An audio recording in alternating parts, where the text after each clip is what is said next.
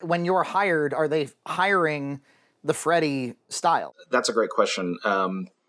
There is a balance of becoming a unique individual and then that becomes your brand versus accidentally being so unique that you're on the outskirts and now you're only very niche and they can only apply you to very specific rare projects. There's like a difference in style as far as rendering, which is like the detail and the type of shading and that sort of thing.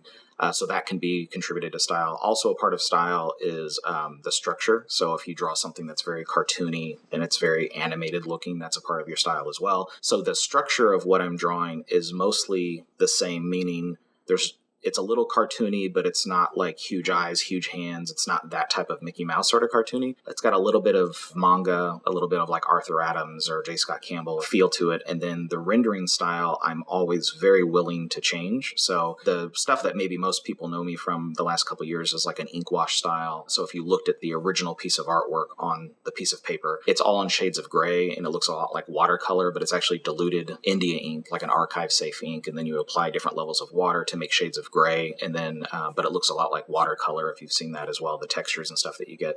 And so that's one version of rendering. And then another version that I'm very familiar with is a pen and ink. And then there's several different styles to that as well. If it's like a mainstream superhero book, it probably makes sense to go for a more open, which means less individual lines, pen and ink style. So not the ink wash stuff and not super heavy spot blacks, because super heavy spot blacks might make more sense for a Batman or Daredevil or noir, that type of a feel. But it's good to have your own spin on it so that you're not trying to look too much like another artist. But there are plenty of artists who are essentially a clone of another artist in as many ways as possible.